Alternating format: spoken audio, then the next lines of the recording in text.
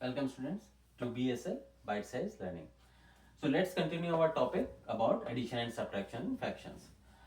We have learned about the addition. Let's continue using the same example of 1 divided by 3 minus 1 divided by 5. So we have done the addition. Let's do the subtraction. So we need to follow the same method. We need to make the denominator equal in terms of addition and subtraction. So what you can do is you take this 3, multiply by numerator and denominator here. So this, and then you take this 5, multiply by numerator and denominator here. So this will be 5 times 5, and then this times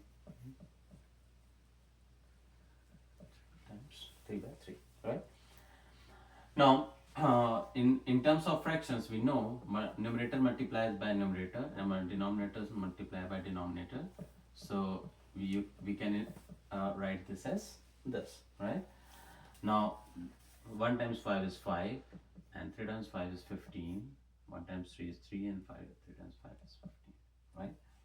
Now, when the denominator are equal, we can take the common value out, and then the numerator will be taken together, and it will be 5 minus 3. So the answer for this is 2 by 15. So when you subtract 1 by 3 by minus with 1 by 5, the answer is 2 by 15. Thank you.